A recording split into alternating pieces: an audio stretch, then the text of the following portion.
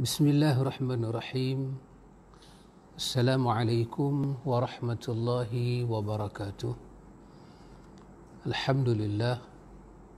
Allahumma ati nafsi taqwaha wa zakkiha. Anta khairu man zakkaha, anta waliyuha wa maulaha. Amma ba'du. Para penonton, para pendengar yang dirahmati Allah Jalla wa'ala. Alhamdulillah, summa alhamdulillah. Ikhwan, akhawat, a'azakumullah wa uhibbukum fillah. Alhamdulillah ikhwan, dengan limpah kurnia daripada Allah Jalla wa'ala, kita mendapat banyak pertolongan, banyak hidayah. Kita dapat banyak kurnia rezeki daripada Allah. Alhamdulillah, hari demi hari semuanya menunjukkan kurnia Allah mula datang pada kita, dan itu akan kita dapat menghayati daripada surah Ibrahim ketika Allah menyatakan wa idh ta'adzana rabbukum la in syakartum la azidannakum wa la in kafartum inna azabi la syadid. Iaitu Allah telah menentukan suatu sistem dia, iaitu sistem la in syakartum, sekiranya berlaku syukur daripada pihak hamba kepada Tuhan, la azidannakum, daripada pihak Tuhan kepada hamba, Tuhan akan tambah dan tambah dan tambah. Mungkin tambah nikmat, mungkin berlaku ziyadah dalam penambahan nikmat, ataupun penambahan dalam bentuk tabsyir yang datang pada kita semuanya, tabsyir, menggembirakan. Tapi untuk dapat la azidannakum, dia punya syarat di depan, la in syakartum, kalau kamu bersyukur pada Allah dalam apa kondisi sekalipun, sama ada dalam kondisi sarra dan dara, kita kata senang dan mudarat, dalam kondisi kita dalam keadaan syiddah, dalam keadaan kesusahan atau kesenangan, kesemuanya kita selalu syukur pada Allah, maka Allah kata la azidannakum, Allah akan tambah. Tapi kalau kufur, maka Allah kata satu saja, inna azabi la syadid. Itu yang paling mengerikan. Ikhwan, a'azakumullah. Saya teringat tadi Ustaz Samsul Mansur, Ustaz yang agak terkenal, Ustaz Syamsul Mansur. Ustaz Samsul sebut tadi dalam WhatsApp bagaimana untuk menghidupkan dalaman, bagaimana untuk menghidupkan dalaman supaya dalaman kita ni hidup. Dia automatik bila berakhirnya Ramadan, dia automatik down, kita jadi down.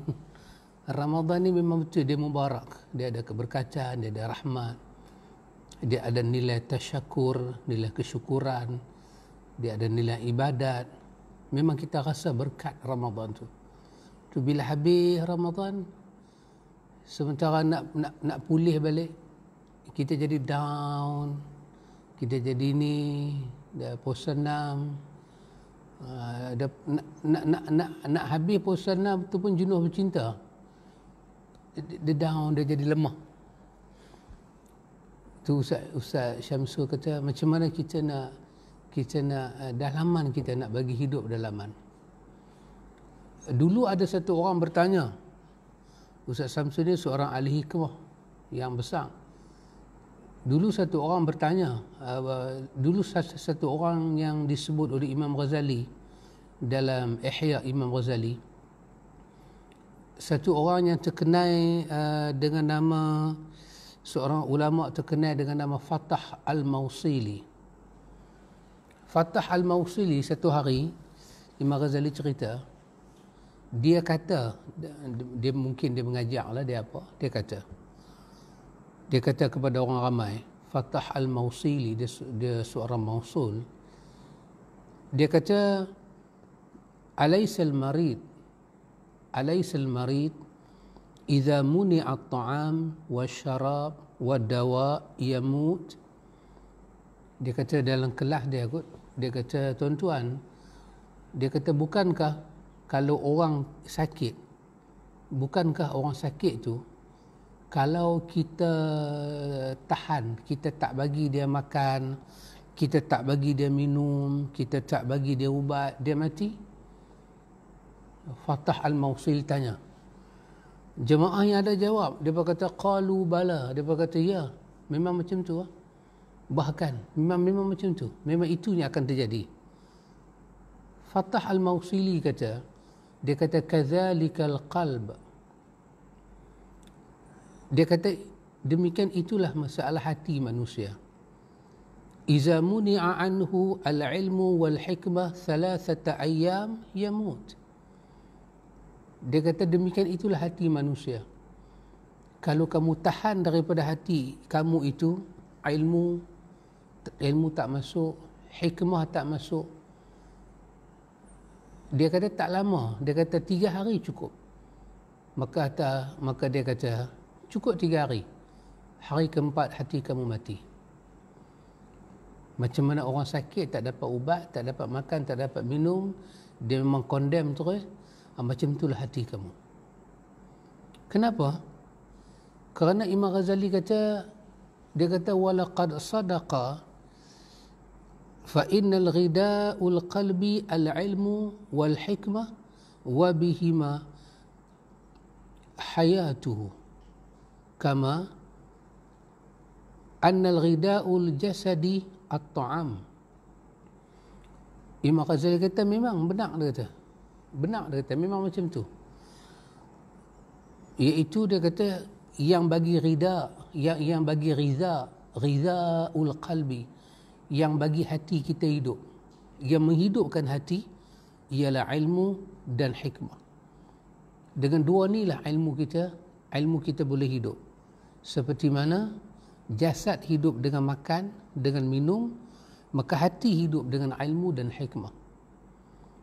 Pasal itu betul ikhwan, kalau ada orang dah habis puasa Ramadan, dah habis dah, bila dah habis Ramadan, dia pun puasa 6 dah habis dah, lepas tu dia rasa sepi.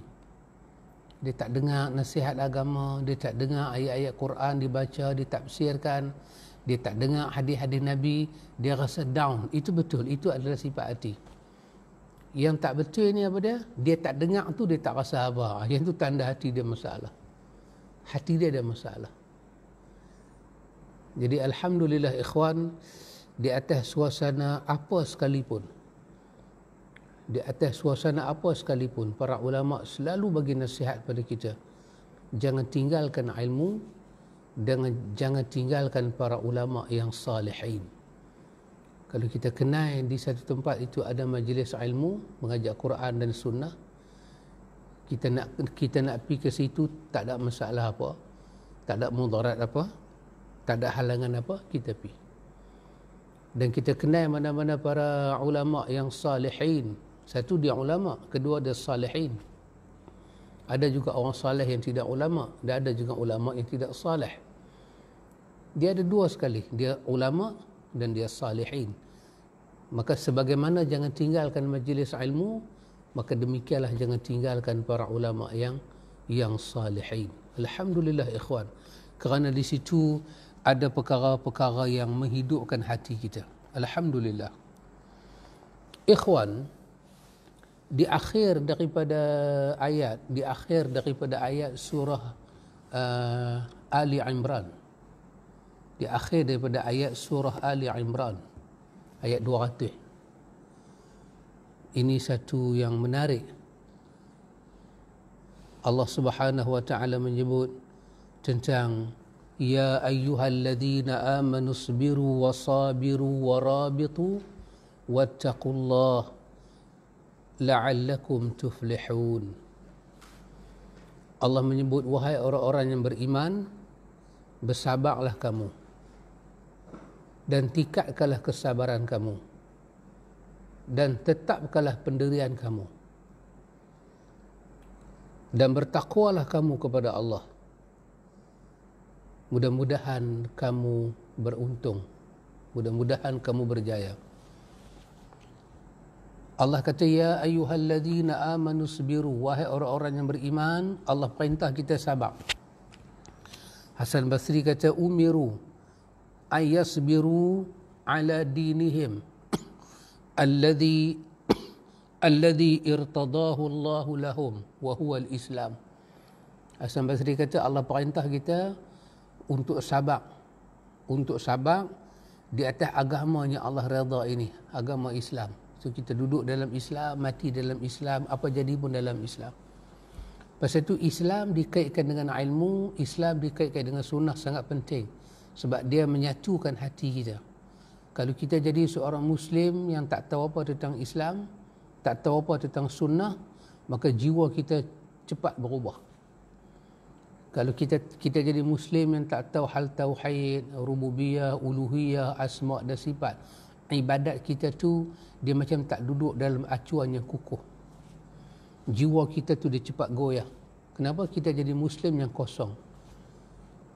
Maka kesemua kita tahu pada menyatakan bahawa ayat menyatakan pada kita Allah buat mati dan hidup untuk menguji. Dan Allah nak tengok siapa yang paling baik amal. Jadi setiap ujian itu ikhwan dia datang, maka Allah perintah kepada kita sabar. Wahai orang yang beriman, ya ayyuhalladzina amanu sabiru, orang beriman sabar. Ujian datang, kita disuruh sabar. Bukan sekadar kita sabar. Allah Ta'ala kata wasabiru, tingkatkan kesabaran. Sebab ujian akan meningkat. Ujian itu daripada kita rasa kita diuji sampai pada peringkat ujian itu akan masuk dalam hati kita. Kita benak-benak digoncang seperti mana zalzalah wa zulzilu. Kita digoncang. Jantung kita digoncang. Sampai peringkat mana? Hatta yaqul, sehinggalah keluar di mulut kita, mata nasrullah. Bilakah akan datang pertolongan Allah? Itu ujian. Bukan sikit. Sampai kita akan kata mata nasrullah. Maka kerana itu Allah kata wasabiru. Masa kita nak mentaati perintah Allah, Allah perintah apa? Allah perintah kita sabar. Dan kita pun start nak sabar. Bila kita start nak sabar, kita akan diuji. Maka Allah kata apa jadi sekalipun, sabar. Apa makna sabar ikhwan? Al-habsu. Sabar bermakna memenjarakan tindakan yang menampakkan tak sabar, sama ada dengan perkataan atau perbuatan. Ingat yang ni ikhwan, bila orang tanya kita apa makna sabar, kita kata al-habsu. Habas. Habas asal maksudnya penjara. Maka di sini maksudnya kita tahan. Kita penjarakan tindakan. Tindakan macam katalah kita marah, kita pegang satu benda nak baling ke dinding.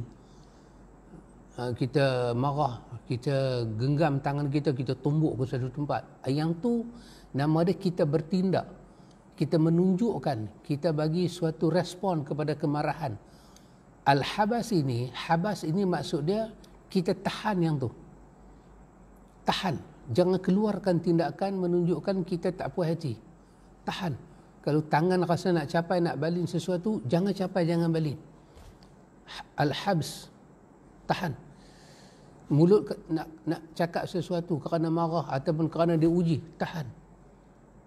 Apa yang kita buat, kita tukar. Tindakan yang jahat tu, kita tukar dengan yang baik. Perkataan yang nak keluar tak senonoh tu, kita tukar dengan yang baik. Dengan zikrullah, dengan kalimat-kalimat Allah. Tu pasal tu di kalangan para ulama dulu, mereka belajar. Bila mereka susah, mereka belajar sebut subhanallah, Allahu Akbar, Masya Allah, Alhamdulillah, wala hawla wala quwata illa billah. Bila jadi sesuatu dalam hidup mereka cuba letak di mulut mereka, tabarakallah, tabarakallah. Bila orang buat sesuatu pada mereka cuba kata barakallah, barakallahu fika, barakallahu fikum.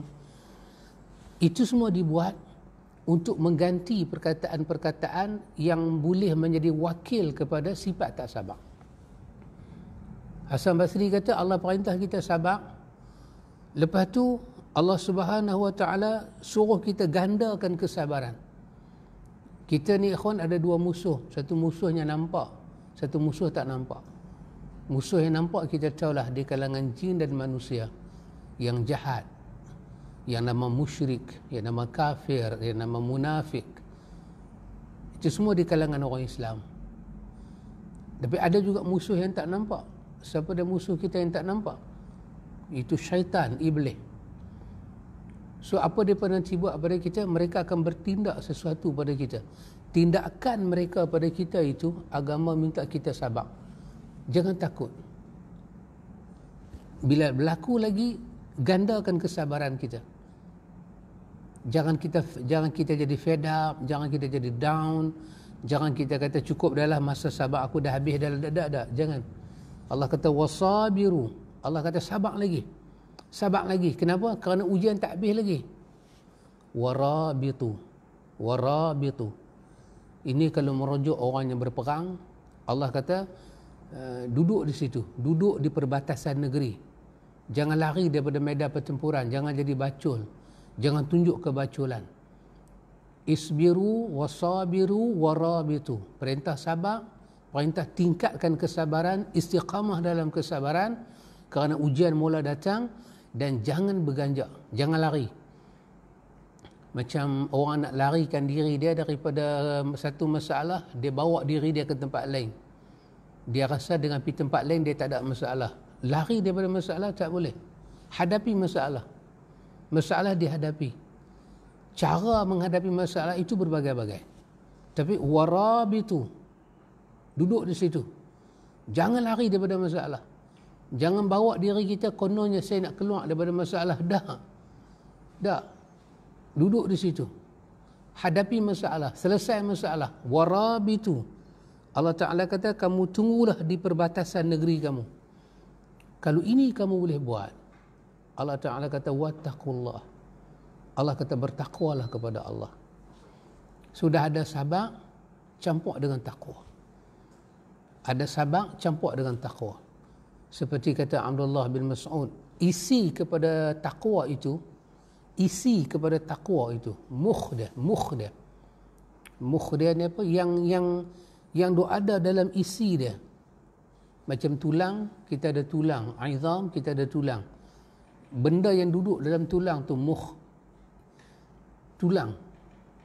Isi dia tu. Kadang-kadang orang makan kan, ambil tulang kambing ke pakai straw. Dia nak sedut apa yang ada dalam tulang. Mukh. Maka macam kita, kepala kita ni, di satu tempurung. Dalam tu ada, yang kita kata otak. Dia panggil mukh, yang ada dalam tu. Maka isi daripada takwa itu apa? Kata Abdullah bin Mas'ud, iaitu Allah ditaati, janganlah dikufuri. Allah ditaati, janganlah dia didurhakai. Allah disyukuri, janganlah dia dikufuri. Allah diingati, janganlah dia dilupai. Setelah kita kenal makna sabar, isbiru, kenal perintah Allah, Allah suruh kita sabar, kenal apa itu sabar. Kemudian Allah Ta'ala kata belajar istiqamah dengan sabar. Lepas tu Allah Ta'ala kata warabitu, jangan jadi bacul. Jangan lari ke sana, jangan lari ke sini. Nak bawa diri ke sana, nak bawa diri ke sini. Apa tujuan bawa diri ke sana, bawa diri ke sini? Kononnya nak lari daripada masalah. Tak. Kita disuruh mudawamah. Apa sekalipun, kita mudawamah fi makanil ibadah was sabat. Ketetapan itu kena ada. Kekukuhan jiwa itu kena ada. Pasal itu kita kata, ya muqallibal qulub, thabbit qalbi ala dini. Thabbit. Jangan bagi hati jadi bacul, ya Allah. Tetapkanlah hati saya di sini dalam agamamu, ya Allah. Allah kata campur dengan takwa.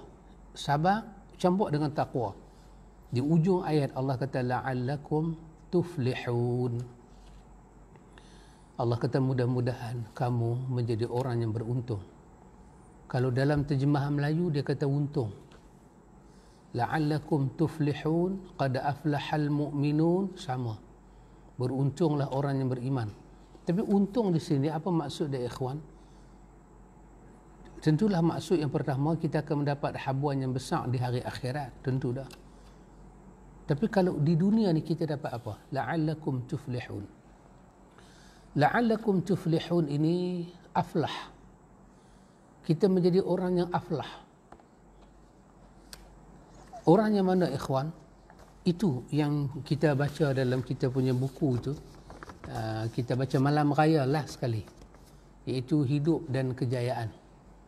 Cuba tengok di situ, Allah Subhanahu wa taala berfirman, qad aflaha man tazakka wa dzakara isma rabbih fasalla bal tu'thiruna al-hayata ad-dunya wal akhiratu khairun wa abqa. Allah kata sesungguhnya beruntunglah orang-orang yang membersihkan diri dengan beriman dan ingat nama Rabbnya, lalu dia solat, tetapi kamu melebihkan kehidupan dunia dan sedangkan akhirat itu lebih baik dan lebih dekat, lebih kekal. La'allakum tuflihun, supaya kamu jadi orang yang beruntung. Aflah ni apa dia, ikhwan? Dengan sistem ini Allah uji kita, yang kata sistem ujian ini Allah uji kita, kemudian kita belajar sabar, mengenal sabar. Lepas tu kita mengukuhkan diri kita untuk sabar. Lepas tu kita membawa diri kita dalam perjuangan, dalam satu perjuangan yang perjuangan itu mengenal nilai kesabaran. Hidup ni satu perjuangan. Daripada kita bangkit tidur sampailah kita nak tidur balik, ini perjuangan, ini satu peperangan. Di situ ada kita, ada nafsu kita, dan ada musuh kita. Ada diri kita, ada nafsu kita, ada musuh kita. Sama ada musuh yang nampak atau musuh tak nampak. Ada nafsu kita, keinginan-keinginan kita, sama ada yang cenderung pada dunia ataupun akhirat. Dan ada diri kita. Maka ini satu peperangan yang besar. Kalau zaman dulu mereka menghadapi peperangan di batas, di perbatasan, di medan peperangan, tapi kita ni pula menghadapi peperangan dalam diri kita. Peperangan mengenai Allah, taat pada Allah, nak membawa diri kita kepada Allah, satu peperangan. Maka Allah suruh kita hadapi pertempuran itu dengan sabar. Kemudian Allah suruh kita tingkatkan lagi kesabaran. Kerana hidup ni kalau tak ada sabar, kita akan hilang makna kehidupan. Kalau ujian masuk, kita tak sabar, kita tak dapat mengenal rahmatnya ujian. Pasal tu antum tengok sepanjang Ramadan yang baru kita lalui ni, daripada kita bangkit sahur sampai kita iftar, tengah-tengah tu kita terlibat dengan apa? Kita terlibat dengan puasa yang kata imsak. Dia memerlukan kesabaran. Lapar akan datang macam biasa, dahaga akan datang macam biasa. Cukup time dia lapar, cukup time dia dahaga. Tapi kesabaran itu, dia menjadi satu panduan pada kita. Sabar campur dengan solat, campur dengan takwa. Puasa campur dengan takwa. Sabar campur dengan solat. Minta pertolonganlah kamu kepada Allah dengan sabar dan solat. Berpuasalah. Orang beriman diwajibkan kepada kamu puasa sebagaimana orang dulu berpuasa, supaya mudah-mudahan supaya kamu bertakwa. Jadi sabar ni, ikhwan, kalau dia tak ada dalam hidup, manusia tak mengenal hidup dan manusia tak boleh mengenal nikmat indahnya ujian. Tapi sabar saja tak cukup. Sabar saja dia tak cukup, dia perlu kepada takwa. Dia perlu centum dengan takwa. Takwa saja tak cukup, dia perlu kepada ubudiyah, penghambaan kita pada Allah. Jadi kesemua ni sistem Allah buat, sabar untuk menghadapi kehidupan, yang akhirnya sabar tu daripada kita diperintah sabar, kita mengenal makna sabar, lepas tu Allah suruh kita melonjak. Allah suruh kita berusaha lonjakkan kesabaran kita. Artinya kita yang kena berjuang untuk sabar. Kita yang berjuang untuk sabar. Kalau kita kata saya tak boleh sabar, itu bukan perjuangan. Perjuangan bermakna pertarungan, pertempuran. Dalam pertempuran ada luka. Jatuh, sakit. Kita mengharapkan kita sabar, tak sakit. Itu bukan sabar, ikhwan. Sabar ni sampai meleleh air mata. Apa Nabi sebut dalam hadis tentang sabar? Oh subhanallah, huwa Rasulullah, sadaqa Rasulullah. Nabi guna satu perkataan yang pendek menyebabkan orang Arab pada masa itu dengar, ikhwan, macam bahasa Penang kata apa, letak dagu atas tangan, melengung dia. Nabi kata wasabru dhiyaun. Pendek aja, tapi orang Arab dandan tengok ke langit. Nabi kata wasabru dhiyaun. Nabi kata sabar itu dhiya. Dhiya kalau kita terjemah dalam bahasa Melayu maksud dia cahaya. Tapi orang Arab bila dia kata dhiya, dia maksud cahaya matahari. Dia tak maksud cahaya-cahaya lagu ni. Dhiya bermakna cahaya yang keras dan pedih. Nabi kata sabar tu dhiya.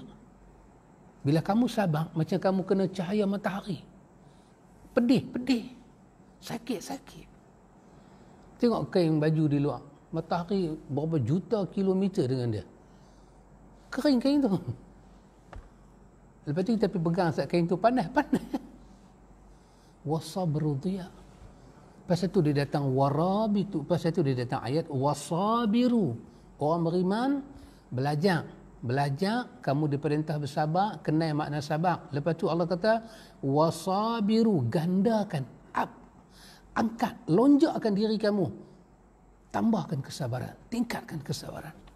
Macam mana? Kena bertarung sampai pada peringkat rabitu. Sabar tu buat kita tak lari daripada ujian. Asal makna rabitu ni orang perang, tengok tentera mai, dia tak pergi mana, dia rabitah situ, dia duduk situ. Apa nak jadi ya? Allah kata dalam hal kesabaran, pastikan sabarnya kamu lalui itu bawa kamu ke situ. Bila dengar ujian Tuhan, kamu tak lari, kamu boleh sebut nama Allah, campur dengan takwa. Allah Ta'ala kata la'allakum tuflihun, supaya ini la'alla ni bukan mudah-mudahan dengan makna kita mudah-mudahan tak jadi. Ini la'alla ni dengan suatu penegasan kamu akan sampai, pasti.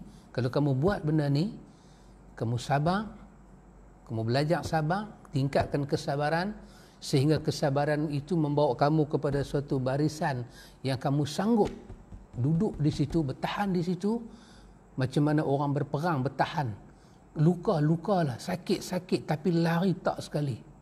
Kesabaran akan buat kamu ke tahap itu, dicampur dengan takwa. Allah kata la'allakum tuflihun, kamu pasti akan jadi orang yang beruntung. La'allakum tuflihun, itu terjemahan Melayu kata beruntung. Itu kaitkan dengan ayat ni. Allah kata qad aflaha man tazakka. Allah kata sesungguhnya aflah, beruntung. Untung di sini apa dia, ikhwan? Allah kata cukup untung. Siapa dia? Jiwa orang tu. Jiwa yang sabar tadi ni, tingkat kesabaran sampai daripada isbiru warabitu, daripada isbiru wasabiru warabitu wattaqullah, maka jiwa dia sampai kepada tazakka. Jiwa dia tu bersih. Sampai pada peringkat apa? Jiwa dia mula rasa bahagia, aman, damai dalam hidup. Dia akan mencapai makna hidup dunia dan akhirat. Apa Tuhan bagi pada orang ini? Tuhan bagi keberuntungan. Mata hati dia terbuka, mata hati dia kenal makna hidup. Dia akan jadi orang yang tak tertipu dengan hidup. Dia kenal hidup. Jadi kalau orang duduk dalam dunia ni, bila kena ujian, orang meraba-raba, dia tenang. Dia tengok orang kena uji, dia boleh senyum. Dia boleh kata pada orang tu sabar. Orang kata kat dia, iyalah sabarlah, hang tak kena. Dah, bukan aku tak kena, aku dah lalui dah. Hang baru nak lalui. Aku dah lalui dah, dan aku dah rasa dah betapa sakit, betapa perik, dan aku dah rasa dah betapa nikmat di belakang perik tu. La'allakum tuflihun. Ini ikhwan, tuflihun ni, atau kita kata aflah ni, kalau dapat, kita memang dapat hakikat kehidupan. Maka dia akan bawa kita ke mana? Dia akan bawa kita ke sini. Dia akan bawa kita kepada kita untung. Pasal apa? Tazakka. Jiwa kita tu jadi bersih. Nampak tahap mana ikhwan? Wadzaka, Allah Ta'ala kata wadzaka rasma rabbihi fasalla.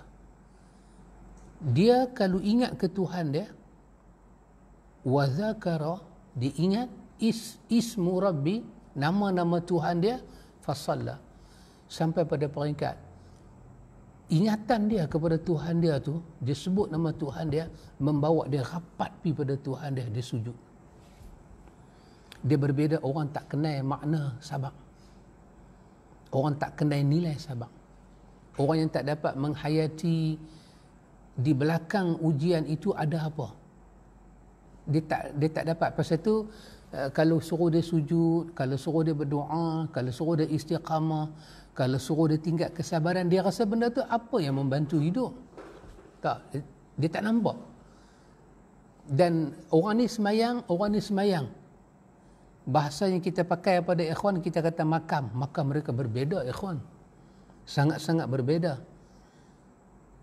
Lepas tu Allah Ta'ala kata bal tu'thiruna al-hayata ad-dunya. Allah kata banyak benda kita tak boleh capai. Nak sabar tak boleh, nak istiqamah tak boleh, nak taqwa tak boleh, sampai pada peringkat kita nak mencapai martabat untung macam ni pun tak tercapai. Pasal apa? Pasal Allah Ta'ala kata bal tu'thiruna al-hayata ad-dunya. Allah kata kecenderungan hati kita bukan nak meraih apa yang Allah janjikan itu. Kita banyak nak meraih apa yang ada dalam dunia. Ya, betul ikhwan. Kita tak rasa kehilangan kalau kita tak dapat apa yang Tuhan janjikan. Tapi kita rasa sangat kehilangan kalau kita tak dapat apa yang dunia janjikan. Kita tak bawa hati kita tunduk kepada Allah. Yang tunduk pada Allah ni mungkin jasad kita sembahyang, itu saja. Tapi roh kita, jiwa kita tak ada. Karena itu Allah Ta'ala kata sedangkan wal akhiratu khairun wa abqa. Sedangkan Allah Ta'ala kata dan akhirat itu lebih baik dan lebih kekal dari dunia. Ayat ni dahsyat ikhwan. Sehingga kan Imam Ghazali dalam Ihya kata syarat menjadi seorang ulama, kita mengaji agama, mengaji, apakah syarat, apakah suatu tanda yang kita boleh ambil menyatakan kita dah sampai kepada tahap mengaji agama? Mestilah hati kita mengiyakan bahawa akhirat lebih baik dan lebih kekal daripada dunia. Hati kita nak mengaku tu macam mana ikhwan? Bukan kita baca ayat Quran kita kata ya, hati kita rasa ikhwan. Pasal tu untuk dapat rasa kata akhirat itu lebih baik dan lebih kekal daripada dunia, tak boleh rasa kalau tidak diuji. Dan ujian itu antum boleh bayang ada orang dia pergi menega, kalau modal menega bukan kata untung, modal tak balik. Lepas tu tengah dia menega, angin kuat pula main, bawa payung-payung tu terbang habis, balang-balang ayak dia tumpah tengah jalan habis, modal tak balik, apa tak balik, dia balik loy lagu tu. Tak kesian tengok dia ikhwan. Artinya dalam menega dia tu dia tak dapat apa. Ikhwan, ada orang dia kena uji. Allah uji badan dia, uji hati dia, uji harta dia, uji kesihatan dia, dia tak dapat apa. Dia tak dapat melihat akhirat lebih baik daripada dunia.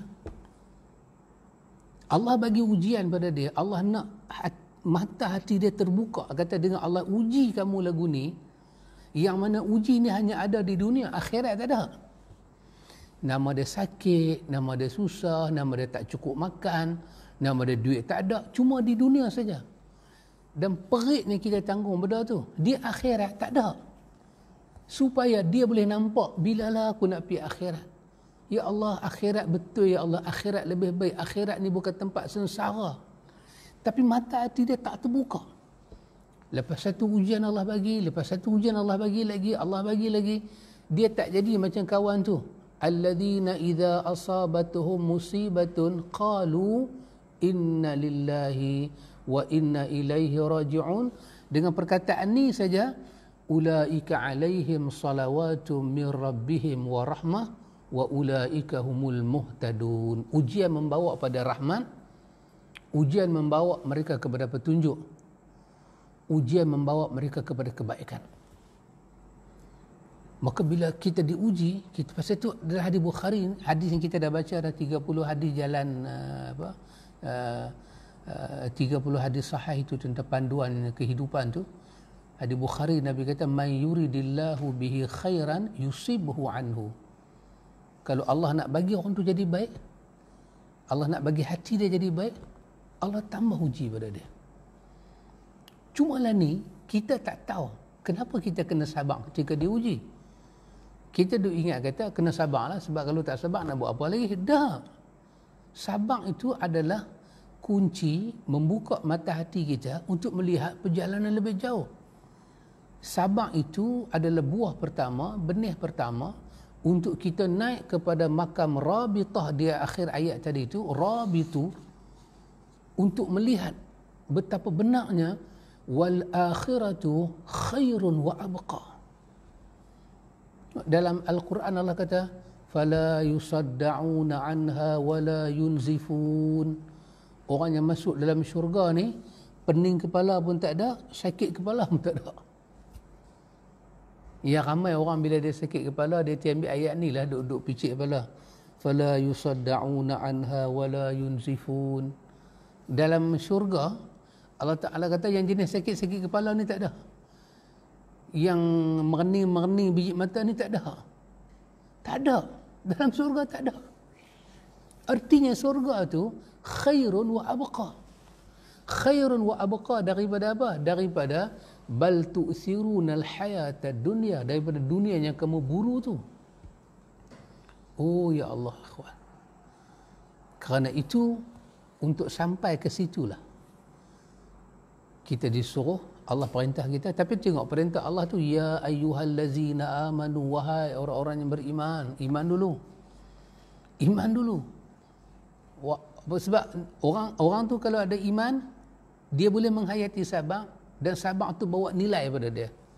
Dan dia boleh menggandakan kesabaran diri dia. Dan kesabaran itu membawa dia menjadi satu orang yang berani berhadapan dengan hakikat kehidupan. Dia bertarung dalam hidup. Perjuangannya murni ini memerlukan kesabarannya murni. Dan kesabarannya murni tidak datang melainkan daripada hati yang benar-benar murni beriman pada Allah. Yang dihimpit dengan takwa. Yang akhirnya orang yang berjuang itu, dia mendapati sebuah hati yang tazakka, yang bersih.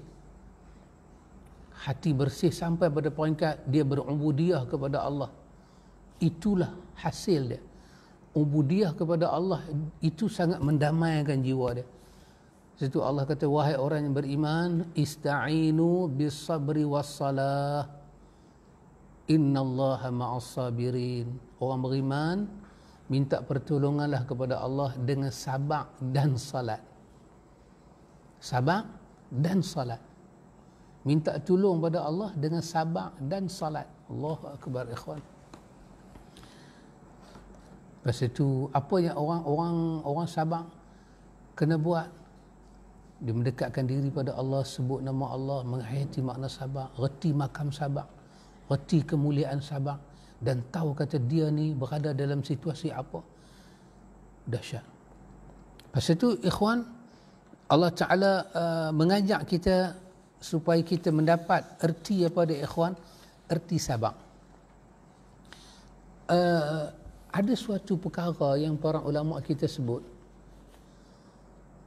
kita nak jadi orang yang sabar ni, ada satu perkara yang para ulama kita sebut.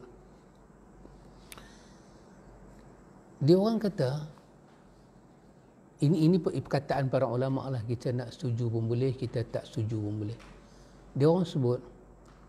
Dia orang kata, kalau satu orang tu dalam diri dia ada 6 perkara ni, dia tak mungkin boleh sabar. Tak mungkin dia sabar. Dia kena buang. Sebab kalau ada 6 perkara ni, dia buat apa pun tak menjadi. Macam dalam bahasa, maaflah kita cakap Penang kan, pasal kita tak boleh merentasi negeri. Kita cakap dalam negeri lah. Orang Penang kata ni, kalau 6 perkara ni duk ada dalam diri, sia. Sia ni bukan sia maki ke orang. Tak. Orang Penang ni dia ada 2 jenis sia. Satu sia dia maki ke orang. Lagi satu sia ni, nak kata apa, hidup tak ada ong. Hidup tak ada luck. Kalau 6 benda ni ada dalam diri, tak boleh dekat diri pada Allah. Terutama sabar. Hak nama taqwa, nama ikhlas, tak boleh. Bahkan 6 perkara ni para ulama kejiwaan kata, saya repeat lagi sekali, ni bukan hadis. Para ulama kata, kalau buat amal apa pun, tak lekat. Bolehlah buat satu-satu amal, tapi tak boleh pergi lama. Dia akan balik perangai asal balik. Apa dia? Dia kata satu. Apa dia yang satu tu? 6 dia kata satu tu apa dia?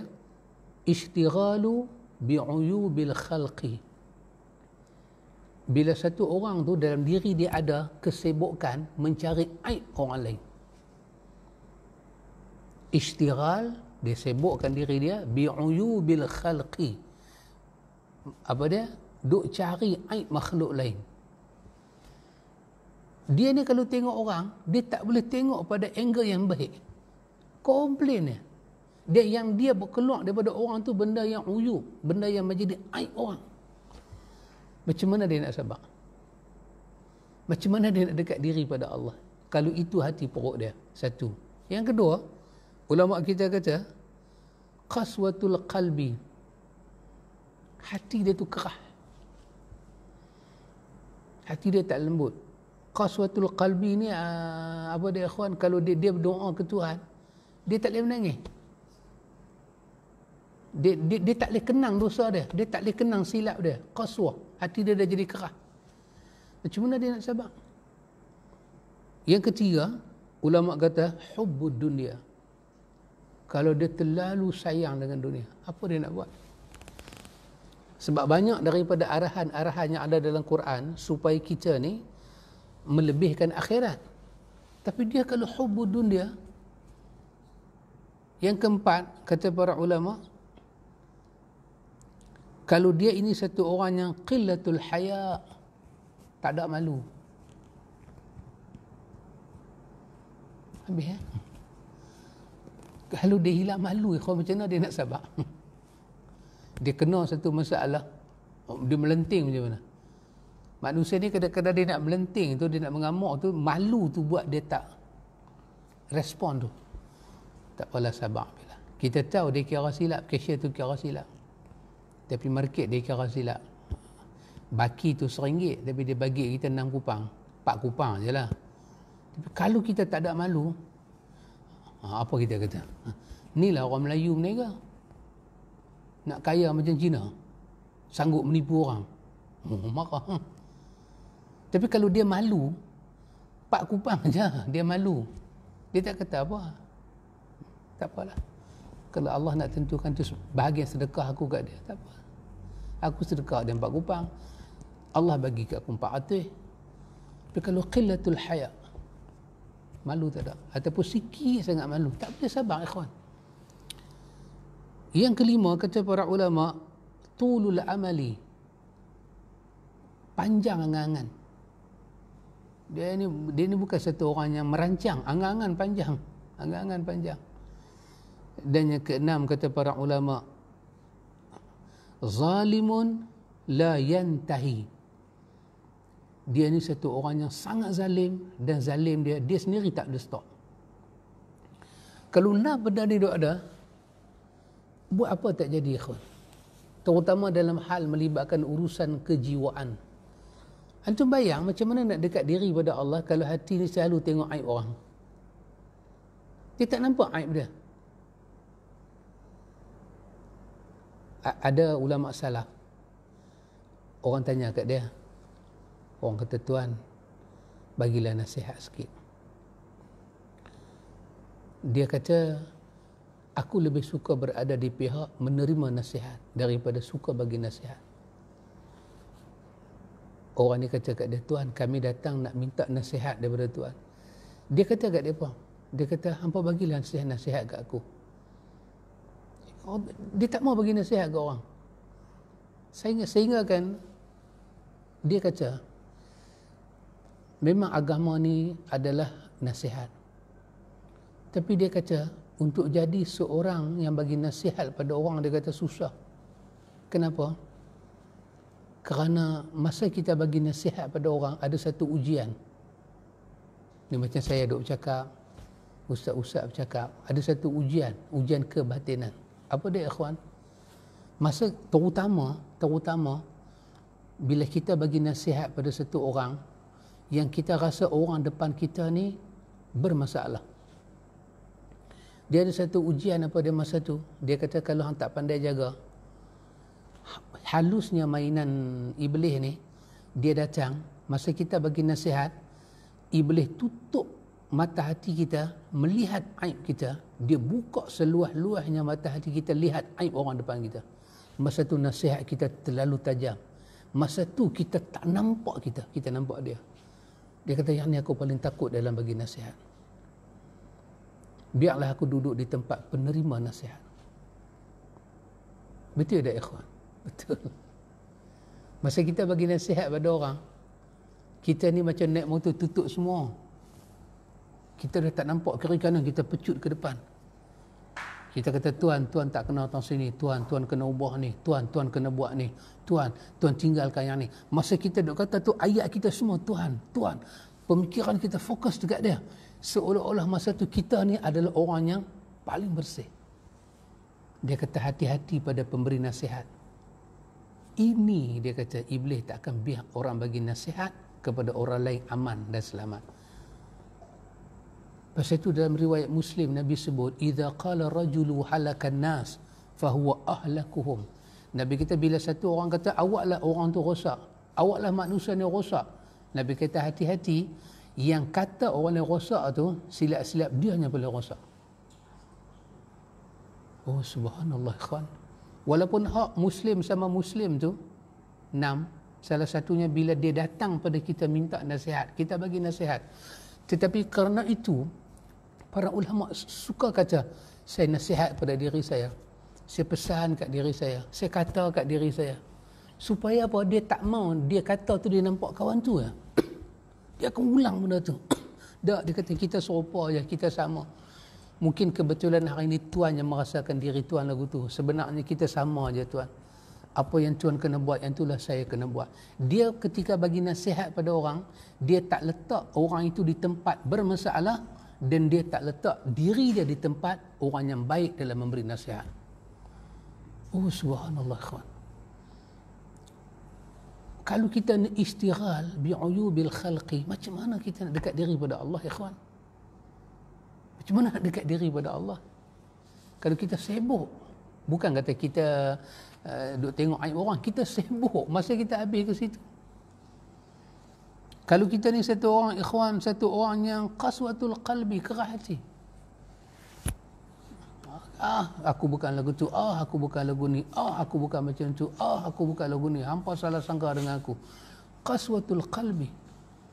Yang dalam surah Al-Baqarah Allah kata, summa qasat qulubukum min ba'di zalik fahiya kal hijarah aw ashaddu qaswah.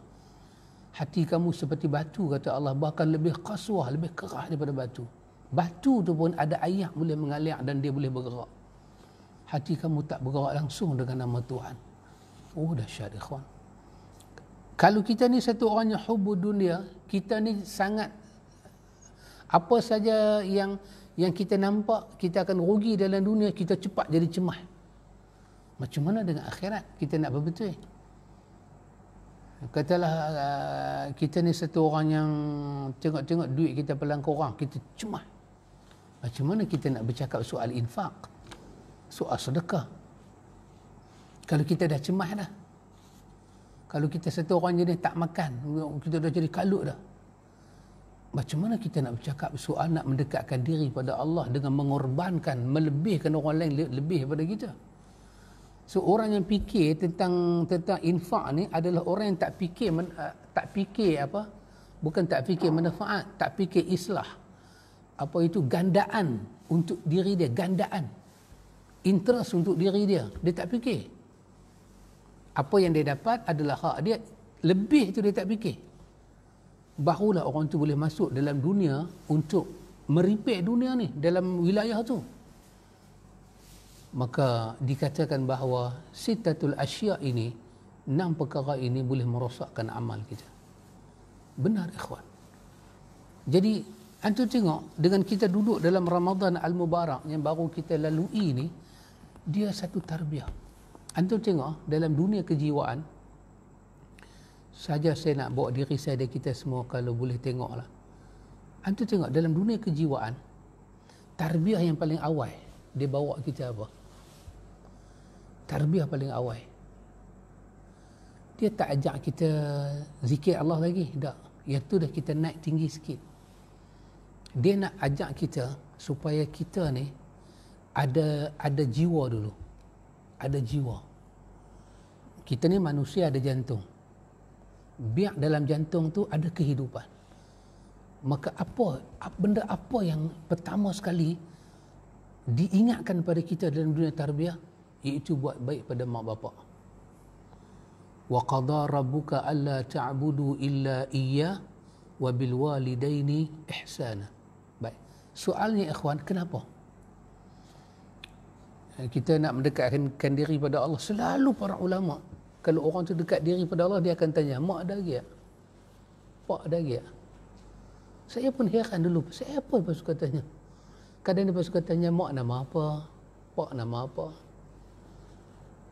Ya betul. Atau kawan-kawan ni nak hijrah dan nak berjihad dengan Nabi. Soalan Nabi yang pertama, mak ada lagi tak? Kenapa ikhwan?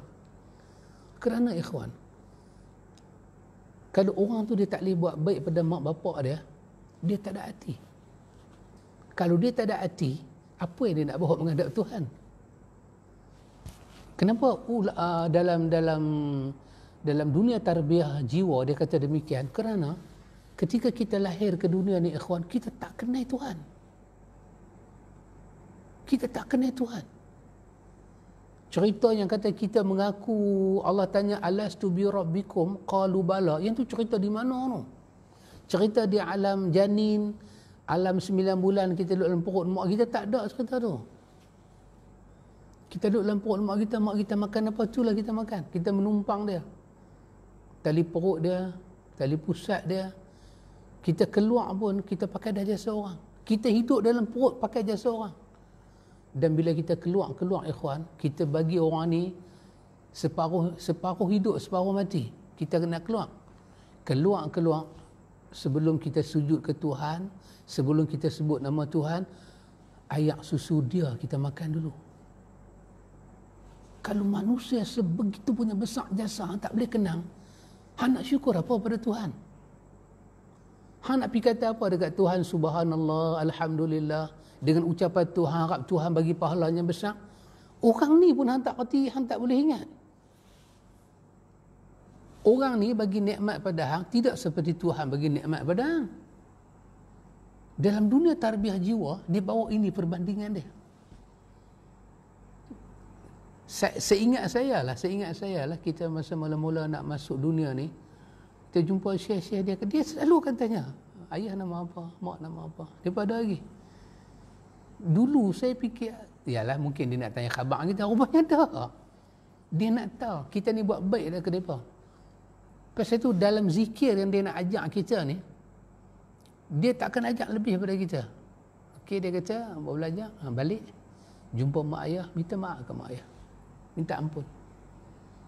Sebab apa? Perjalanan kita jumpa Tuhan tergendala kalau depa benci ke kita. Depa tak redha dengan kita. Kenapa? Kenapa tak redha depa pada kita boleh bagi bekas, boleh bagi kesan perjalanan kita bertemu Allah? Kerana ikhwan, darah kita ni, nyawa kita, darah kita, daging darah kita, limpa kita, hati kita dari mereka. Dari mereka. Saya boleh ada darah ni, darah mak bapak saya. Saya boleh ada mata lagu ni, mak bapak saya. Pasal itu Quran kata pada kita, hal ata 'alal insani hinun minad dahri lam yakun syai'an mazkura. Allah cerita tentang ni, kita pernah lalui satu masa Masa apa? Masa di mana orang tak pernah sebut pasal kita. Masa bila? Masa mak kita kecil lagi, bapak kita kecil lagi, tak kahwin lagi. Mana kita? Kemudian Allah campurkan mereka, baru jadi kita. Maka Allah kata dalam penciptaan itu, penciptaan kita ni, Allah Ta'ala campur. Amsyajin nabtalihi. Allah kata kami campur. Pasal tu antum akan tengok, kadang-kadang cucu punya muka, dia main balik muka siapa? Muka Tok Wan. Ya, Allah kata kami nak bagi mereka ni sedang. Kenapa nak bagi sedang? Ini mak kita. Ini memang mak kita. Ini pak kita. Tapi kena tahu, bila sebut Tok kita, Tok Wan kita, ini adalah orang, Tok kita ni, inilah orang, Wan kita ni, ini adalah orang yang mereka ini telah bagi hidup pada mak dan bapak kita. Oh, dahsyat, ikhwan. Kalau hang tak boleh kenang orang yang pertama sekali, antum bayang, pertama sekali kita susah di muka dunia ni, kita tak reti minta tolong pada Tuhan, pertolongan datang daripada mak dan bapak kita. Tiba-tiba orang tu kita tak boleh terima kasih. Kita nak datang pada Tuhan dengan sembahyang, Allahu Akbar, Tuhan aku sembahyang, tapi dalam hati ingat mak, tak ingat bapak, tak ingat jasa mereka, tak ingat jasa. Bukan maksud saya tak tengok foto dia apa, tak ingat jasa. Tak jumpa lain bab, tak jumpa bukan makna tak ingat pasal PKP. Inilah nanti boleh balik kampung. Tapi ni lupa, delete. Mak bapak, siapa mak bapak? Pasal itu Allah Ta'ala kata wakhfid lahuma janaha dhulli minar rahmah. Allah kata kau hebat macam mana, kau hebat lagu mana, mak bapak tua renta macam mana, Allah Ta'ala kata rendahkanlah sayap kamu di depan mereka. Mak kita, ikhwan, sekolah tak pi, apa tak pi, nyanyuk lagi. Allah kata rendahkan sayap kamu, ego kamu tu. Wakhfid lahuma janaha dhulli. Janah ni macam sayap. Kita ni ada ego, ikhwan. Kita anak. Sekarang ni kita yang bekerja, mak ayah kita yang mengharapkan kita. Mereka dah tak boleh buat apa dah. Mereka dah tak kuat macam dulu dah. Allah kata, wakhfid lahuma janaha dhulli minar rahmah. Allah kata, tahan, jangan bagi ego kamu tu sampai ke atas. Oh ya Allah, ikhwan. Kalau ini manusia boleh buat dalam menjaga hati, kalau dengan mak ayah dia boleh jaga, ulama-ulama kejiwaan kata dia boleh jaga semua hati manusia di luar. Kalau dia tak boleh jaga dua hati ni, dia tak boleh jaga mana-mana hati di luar. Allahu Akbar, ikhwan. Ya. Mak ayah kita, dalam kita berkhidmat balik pada mak ayah kita, ingat balik ayat tadi, diperintah sabar, tingkatkan sabar, jangan lari. Memanglah ikhwan akan datang balik ujian. Allah akan guna mak ayah kita untuk menguji kita. Kenapa?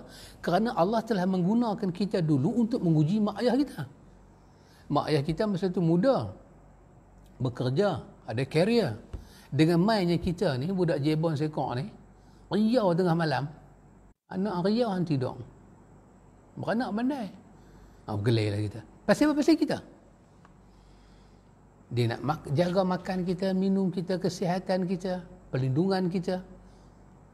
Dia keluar, pergi bekerja, dia mempertaruhkan nyawa dia setiap hari. Nak balik rezeki, nak bela kita. Dan dia bela kita bukan sehari dua hari, ikhwan. Puluh tahun. Puluh tahun. Dan setiap apa yang berlaku kepada perubahan hidup kita adalah kegembiraan untuk dia. Anak dia boleh bercakap, dia seronok. Anak dia kecil berak pun dia seronok. Tak busuk dekat dia. Perfume. Sebagaimana kedatangan kita telah menguji mak ayah kita. Kalau kita balik zaman dulu lagi, 60 tahun, zaman tahun 70-an, tahun 60-an, kadang-kadang mak ayah ni bela anak-anak sampai tak semayang. Zaman tu, ikhwan, kesedaran agama korang kan, tutup aurat pun korang, semayang pun korang. Yang penting anak-anak jangan mati ke bulak. Tu bayang. Pagi-pagi kalau orang yang terus getah dulu, pagi-pagi 4 pagi dia keluar dengan babi hutan duk ada. Allahu Akbar. Allah telah bagi kita dalam hidup depa sebagai ujian. Orang Arab lagi lah kena uji ikhwan sampai depa sanggup bunuh anak pasal takut tak ada rezeki. Sanggup bunuh anak kerana takut maruah. Maka bila kita besar, mak ayah kita jadi tua, Allah pusing balik. Allah jadikan pula mak ayah tu ujian pula pada kita. Sebagaimana mak ayah bela anak, ada bahagian ke syurga. Nabi kita siapa ada anak perempuan 3 orang, 2 orang, 1 orang, dia bela dengan baik-baik. Nabi kata dia ahli syurga. Bela anak ni, ikhwan, bela anak betul-betul kita bela ni, terbuka pintu syurga. Maka bila mak ayah kita tua, Allah pusing balik sistem tu. Siapa buat baik pada mak bapak ketika mak bapak dah tua, terbuka pintu syurga kat dia. Datanglah hadis, Nawawi kata hadis tu hasan, syurga berada di bawah tapak kaki ibu. Ya. Maka bila kita buat baik pada mak bapak kita, ikhwan, dia melibatkan kita punya perjalanan jiwa kita, diperhati oleh Tuhan. Tuhan perhati kita. Kalau kita abai, kita tengki. Pasal itu Quran ajak pada kita. Allah bukan kata kita hang pi buat baiklah pada mak bapak hang, dah. Allah ajak. Jangan kata jangan herdik, jangan jerkah. Tu kira tu bukan perkataan, ikhwan, bunyi keluar ke hidung aja. Mak kita bagi mat, maisat. Siapa tak dengar? Tuhan dengar. Tu Tuhan kata jangan. Fala taqul lahuma uffin. Jangan kata dekat mak, dekat pak, uff. Nak cakap macam mana? Wa qul lahuma qawlan kariman. Bercakap dengan perkataan mulia, yang perkataan itu menunjukkan kita letak mak di tempat mak, bapak di tempat bapak. Bila mak ayah kita, bila kita ada berakai, kita besar sikit, kita boleh fikir, Allah suruh kita kata yang ni. Wa qur rabbirhamhuma kama rabbayani saghira. Kata, Tuhan, kau rahmatilah mak ayah aku macam mereka rahmati aku masa kecil. Apa lagi kita nak kata? Allah lebih mengetahui. Apa patut kita kata? Ya Allah, bagi rezeki lah kat mak ayah kita. Mak ayah kita tak mau itu. Tapi Ya Allah, macam mana dia sayang kat aku, Ya Allah. Macam mana dia sayang kat aku. Hang tolong sayang balik kat dia lagu tu. Macam mana, Ya Allah, macam mana? Terutama masa aku kecil. Kasih sayang mak bapak ni boleh berubah sikit bila kita besar. Terutama kita buat perangai pelak. Dia boleh berubah, tapi tak hilang. Berubah boleh, tapi tak hilang.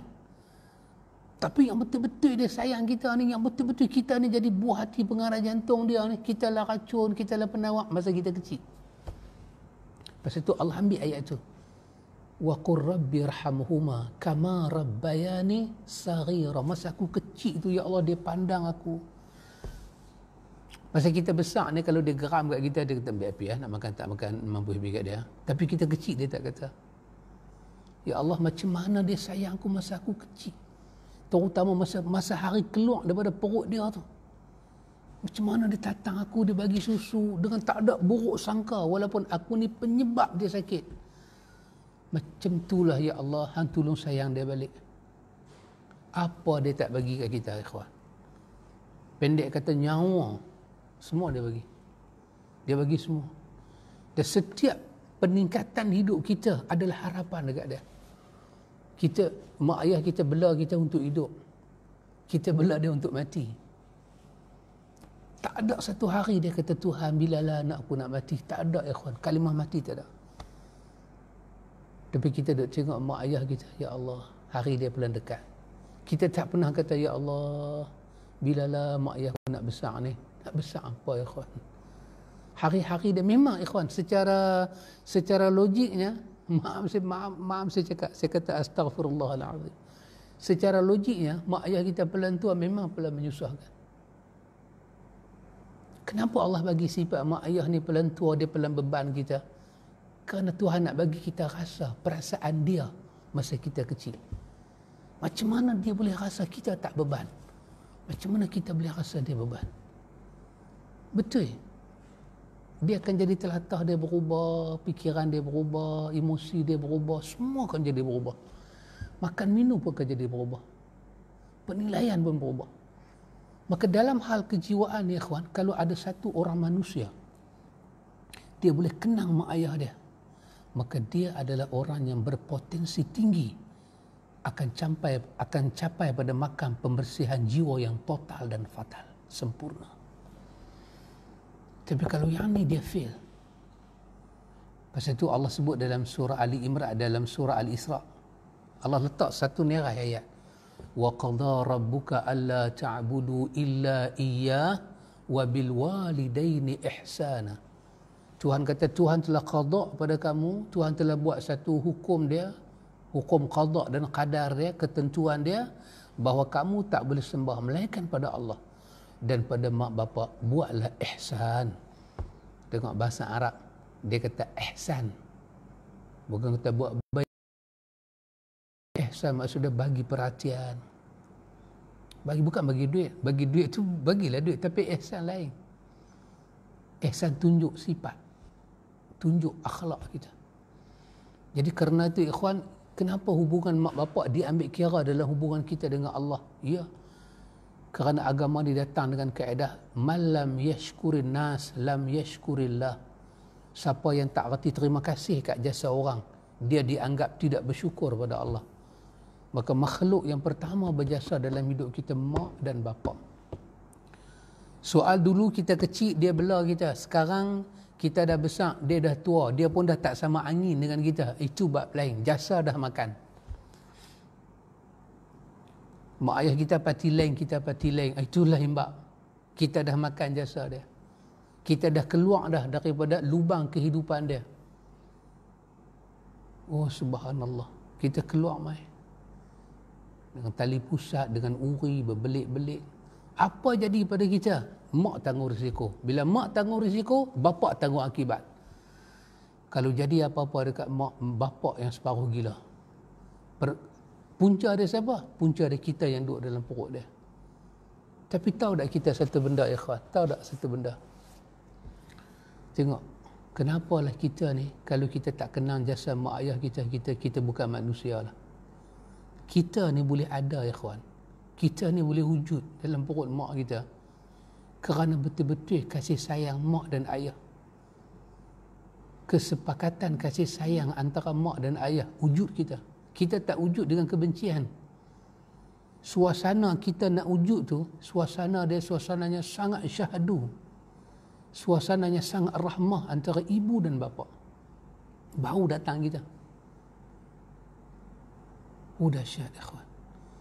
Dan cara kita jadi dalam perut mak ayah kita, berita kata mak kita mengandung, first pregnant tu, adalah berita yang paling ditunggu oleh ibu. Dan bapa bila dapat berita tu, biasanya bapa akan dapat dalam keadaan tak sangka. Mak macam berjangka, seronok. Bapa kadang-kadang bapa balik kerja, mak beritahu ni nak abang ni mengandung dah 3 bulan, terlepas kayu bakar.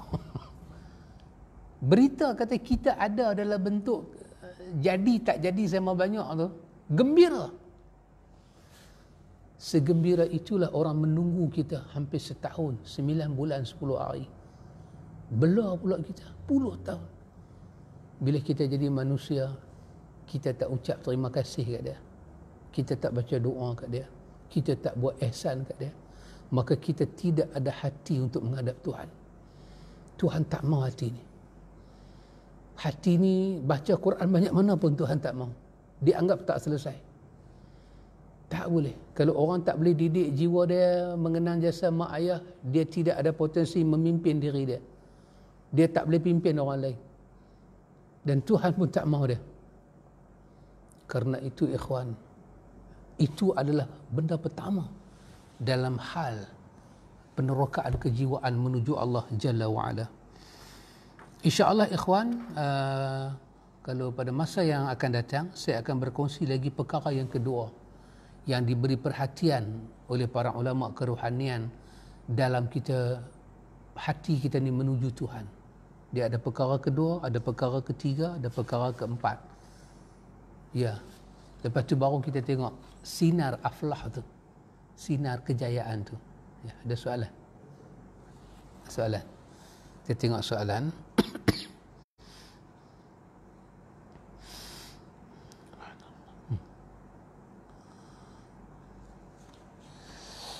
Ada soalan daripada sahabat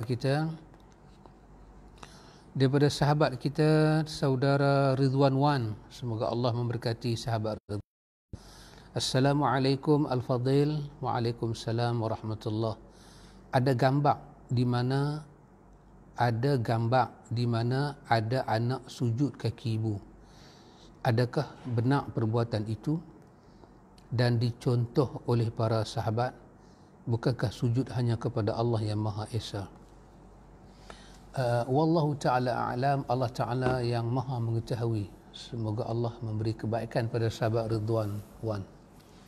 Wallahu ta'ala a'lam. Allah yang Maha mengetahui. Baik. Kalau gambar itu dia menggambarkan sujud. Sujud ni dengan makna letak dahi ke tanah, letak hidung ke tanah, begitu, ke arah mak dia. Itu tak boleh. Tapi kalau gambar tu nampak macam sujud tapi dia cium kaki mak dia, yang tu tak apa. Cium kaki mak tak apa. Boleh. Cuma mungkin digambarkan. Ataupun tengah dia cium tu orang ambil gambar besar buat frame. Itu tak apa. Tapi suasana sujud itu tak boleh. Sujud bermakna macam kedudukan kita dalam solat tu, menghadap kepada mak. Itu tidak boleh. Itu tak boleh. Tapi kalau perbuatan macam sujud tapi orang panggil menyembamkan diri, yang tu tak apa. Yang tu tak masuk dalam kategori sujud. Sebab sujud tidak boleh melainkan hanya pada Allah. Jadi kalau orang tengok gambar tu, boleh diandaikan, ini bukan sujud ni dia menyembamkan diri pada mak dia. Yang tu tak apa. Tapi yang baiknya tak usahlah. Yang baiknya kalau gambar itu sekadar menggambarkan dia macam nak cium kaki mak dia, itu okey.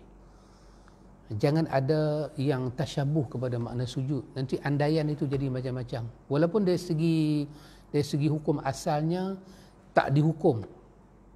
Selagi ada tafsiran kepada kita tak hukum. Satu orang tengok dia sujud dekat mak dia. Satu orang pula tengok, ni bukan sujud ni.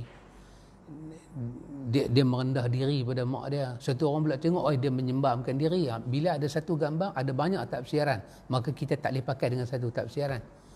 Dan kita tak boleh kata dia sujud. Kita kata, kita pakailah ayat apa pun, dia merendahkan diri. Tapi bila gambar tu tak dapat diterjemahkan melainkan dengan satu makna saja, semua orang tengok, orang kata, ya Allah, awaklah dia pergi sujud kat mak dia. Sedangkan cara dia sujud, lipat kaki, terbuka tangan, dahi kena di lantai, tu macam sujud solat tu. Tapi awak dia menghadap ke arah mak dia. Bila semua tengok, itu saja tafsiran dia. Maka itu baru boleh datang hukum. Maka yang tu elakkan. Sekadar menyembam diri, sekadar cium kaki mak, itu semua tak masuk dalam kawasan larangan yang mutlak. Boleh, insya-Allah. Begitu sahabat. Ya.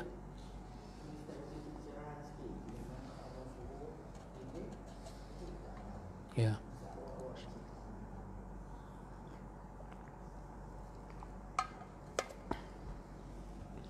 Wallahu ta'ala a'lam. Allah Ta'ala yang Maha mengetahui.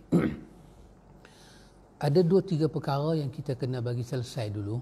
Baik. Yang pertama dari segi bahasa Arab. Perkataan usjudu.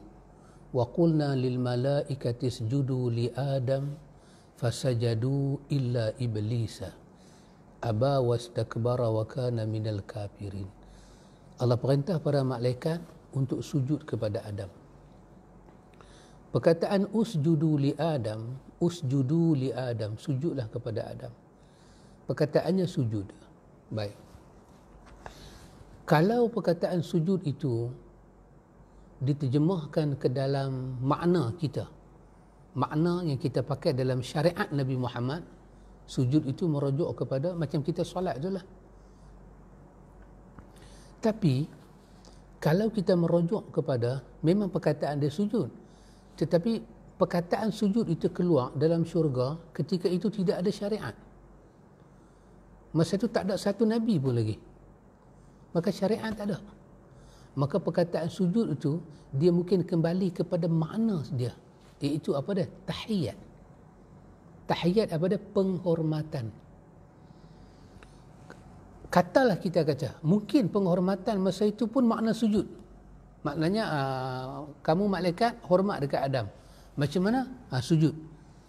Pun kita boleh kata, tak salah. Kenapa tak salah? Kerana masa itu tidak ada syariat Muhammad.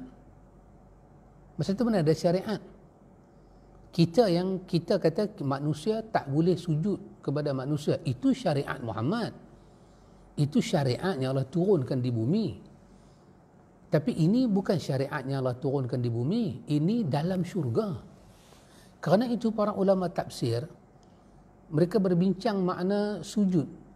Di kalangan ulama tafsir kata dengan makna tahiyat, ada yang kata sujud ihtirafan bi fadli Adam. Sujud itu penghormatan kerana kelebihan yang Allah berikan kepada Adam. Jadi saya katakan, kalau kita pakai dengan literal ayat pun, malaikat disuruh sujud pada Adam pun tak salah. Kerana masa itu tidak ada syariat. Masa itu tak ada kayu ukur. Ini boleh, ini tak boleh, tak ada. Kerana datang daripada Tuhan. Yang manusia tak boleh sujud pada manusia pun datang daripada Tuhan. Tapi yang ni dulu. Ini ceritanya lebih klasik lagi, lebih awal lagi. Maka itu bukanlah hukum. Kita kata Allah Ta'ala menyuruh malaikat sujud pada Adam. Adakah Allah suruh malaikat mensyirikkan Allah dengan sujud pada Adam? Lagi mustahil. Lagi mustahil. Kenapa Iblis tak mau sujud? Sebab Iblis tak mau syirik. Lagi mustahil. Kenapa Allah laknat dia? Sepatutnya Allah muliakan dia. Kan kita pernah dengarkan cerita seorang tuan guru dengan 40 murid dia. Dia bagi pisau seorang satu, dia bagi burung seorang seekor. Dia kata pergi sembelih di tempat orang tak nampak. Jadi 40 orang ni balik, 39 sembelih, seorang tak sembelih. Tok guru tengok, awak tak sembelih. Dia kata, Tok guru kata pergi sembelih tempat orang tak nampak.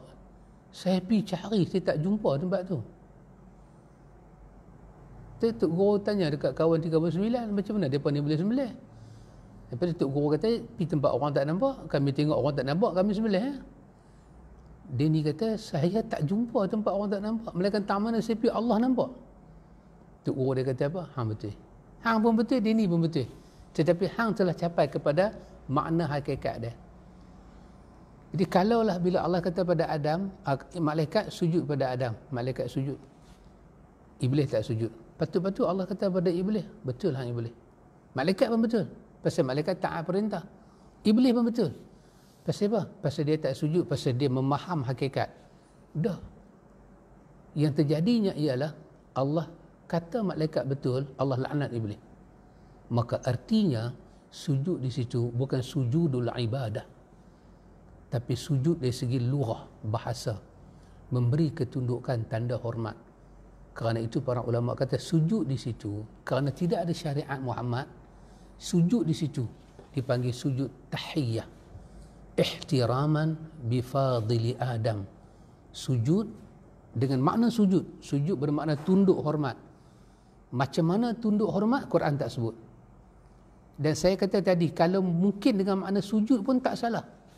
Sebab di situ tak ada syariat. Di situ cuma ada Tuhan seorang saja. Di situ Nabi tak ada, Rasul tak ada. Apa tak ada? Tuhan memberi. Jangan dekati pokok ni. Pokok tu saja. Tak ada perintah lain. Tak ada perintah Adam tutup aurat. Hawa tutup aurat. Tak ada perintah tu. Tak ada perintah tu. Cuma ada perintah jangan dekati ni. Maka bila Allah bagi arahan, maka arahan usjudu li Adam, kamu semua sujudlah untuk Adam. Fasajadu, kesemuanya sujud. Artinya kesemuanya telah memenuhi perintah Allah dengan tepat, memberi penghormatan pada Adam. Kecuali satu makhluk, dia tidak ikut perintah Allah dan dia dilaknat. Maka bila Allah laknat dia, artinya perbuatan dia salah, tak sujud.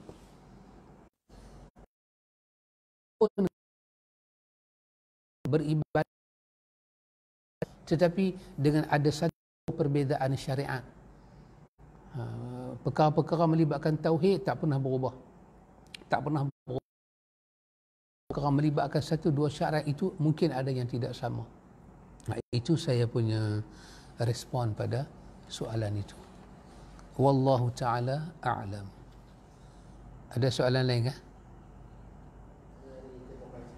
Boleh.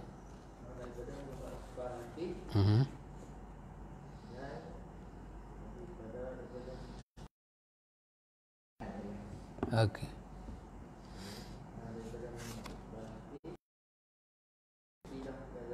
Okey.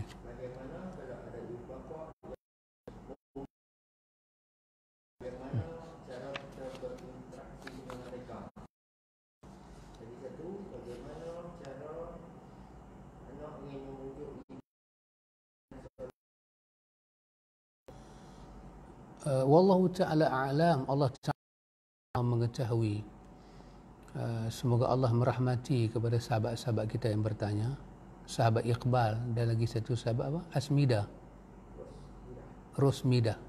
Ala an tusyrika bi ma laysa laka bihi ilmun fala tuti'huma wa sahibhuma fid dunya ma'rufa. Allah kata, andai kata mereka menyuruh kamu melakukan syirik kepada Allah. Tapi Tuhan kata apa? Wasahibhuma fid dunya ma'rufa. Tetapi hak dia sebagai mak bapak, buat baik pada dia tetap kamu kena buat. Maknanya tak terpisah. Sehingga kan kalau mak bapak itu bukan Islam sekalipun, anak dah Islam, mak bapak bukan Islam. Seperti yang berlaku pada sahabat Nabi pun, Nabi tak melarang mereka pergi ziarah dan buat baik pada mak bapak. Dengan hal-hal agama berpandu soalan tadi, itu kita tak redha, itu kita tak ikut. Tapi tak mesti kita jerkah dia. Masalah saya bagi contoh lah, kita duk belajar sunnah ni, mak ayah kita tak apa suka. Pelik lah aku duk tengok hang ni, pelik sungguh. Aku tak sukalah hang duk mengaji macam ni, tak sukalah. Aku macam mana pun, nama kata anak-anak aku nak semua mai. Pasal apa? Pasal aku nak buat aku nak buat kenuri tahlil. Ni dekat tok hampa ni dah hari 40 dah. Kita apalah, dia nak buat dia buat. Kita mai, kita tak mai. Habis tahlil semua baru kita sampai. Kita nak tolong cuci pinggan lah, kemai rumah. Awak tak mai? Dia tanya kita, awak tak mai? Dia kata, mak, cik mengaji tahlil ni tak ada. Hang mengaji tak ada, aku mengaji ada. Tak apalah, kalau ada mak buat lah. Mana muka? Mak buat. Mak tak boleh buat lah, mak bida'ah ni, mak jangan. Tak, kita tak pakai ayat tu. Itu bahagian dia. Di bahagian kita sebagai anak, buat baik dia. Apa kata para ulama kita? Kita akan mendapati betapa rahmat Tuhan itu ketika kita buat baik pada dia. Allah merahmati hidup kita. Jadi walaupun dia itu bukan Islam sekalipun, ataupun dia orang Islam tetapi yang yang lalai, tetaplah hak dia diberi. Cuma ada beberapa hak kalau dia bukan Islam yang dia tak dapat harta kita, warisan kita dia tak dapat. Kita pun tak dapat warisan dia. Tapi selagi Muslim, cuma kita tak berkenan dengan satu dua akhlak dia, itu tidak menghalang untuk kita buat baik pada mak pak kita. Kita nak mengajak mak ayah kita kepada solat, dia tak sama dengan kita ajak kawan. Macam saya ajak orang sifat solat Nabi, tak sama. Ini mak ayah kita. Ilmu tu sama, tetapi kita punya approach kita, pendekatan tak boleh sama. Kita kena rendah sayap kita. Saya tak boleh cakap sebagai ustaz, saya ni Al-Fadhil depan mak ayah saya, tak boleh. Saya dah. Kata, mak, ni Ana nak ajak kat mak ada, tak boleh. Mak, cik. Pasal apa cik? Rendahkan sayap kita. Mak, cik nak abang kat mak. Dengan suara yang apa? Qaulan kariman. Perkataannya cukup mulia. Mak ni, dah 12 kali dah cik duk khabar kat mak. Mak tak kerti ke? Tak boleh. Tak boleh. Mak, ni cik nak khabar kat mak. Dalam hadis mak, Nabi sembahyang tak ada usalli lah mak. Itu yang sahih. Yang usalli ni hanya perbincangan datang kemudian daripada Nabi wafat mak. Sahabat Nabi tak usalli, imam-imam mazhab tak sebut usalli. Kita tu sah usalli lah mak, kita ikut Nabi. Nabi kata sembahyang macam dia mak, adalah di Bukhari. Aku dah belajar lama dah benda ni. Aku nak buat, aku punya suka benda sunat dapat pahala. Tak apa, cukup. Cukup. Lama-lama peringat dia pula. Mak, cik fikir mak, kita buat ibadat nak bagi Allah terima lah mak. Makin kita ikut cara Nabi, makin Allah sayang kita. Tapi makin kita tak ikut Nabi, rasa macam penat lah kita mak. Takat tu ya. Takat tu. Kalau kita nak baca hadis pada mak kita, mak, siapa yang beramal dengan satu amalan bukan daripada cara Nabi tak diterima. Baca dengan manis mulut. Mak jangan duk buat benda ni bid'ah, mak tahu dah hadis ni besar, cuy tak mau mak masuk neraka. Tak boleh. Itu ceramah publik. Yang tu ceramah publik boleh. Ceramah depan mak ayah tak boleh. Kenapa? Quran tak benarkan kita sakit hati dia. Tak boleh. Ibnu Abbas kata kalau ada lebih rendah daripada Tuhan akan pakai. Jadi cara kita ajak dia bersolat tak sama dengan cara kita ajak anak, suami ajak isteri ajak suami, kita ajak adik-adik, ajak kawan-kawan, tak sama. Termasuk mak mentua. Memang mak mentua tak bela kita, tapi dia bela bini kita. Yang kita duk pakai menepak bini kita tu, siapa bagi makan beras ya? Pak mentua. Dia tak boleh kasar pak mentua. Bapak ni dah lah turut. Mana darah orang tu tak naik. Ayah, kita belajar sunnah lah ayah. Tak sama ya, betul. Orang panggil kita ustaz, kita dapat gelaran datuk dalam masyarakat. Dengan ayah kita bukan datuk. Dengan mak kita bukan ustaz, kita anak dia. Dia tahu kita luar dalam. Dia tak sama pandangan dengan kita. Tak apa, Nabi. Takat anak, hak kita adalah hak anak. Anak bukan pergi ambil tali, letak di leher mak dan bapak macam kita heret lembu. Tak. Walaupun dia tak ikut cara kita, tetap kita tidur atas riba dia. Tetap kita cium tangan dia. Tetap kita peluk dia, kita cium pipi dia. Duduk atas riba dia, tidur atas riba dia. Tetap kita panggil dia mak. Sebab dia bukan murid kita. Dia bukan partner kita. Dia ibu kita, dia bapa kita, dia mertua kita. Maka jangan kecil hati. Jangan kita rasa dia tak ikut. Dah. Jasa dia terlalu besar untuk kita. Pasti Allah bagi. Pasti Allah nilai dia.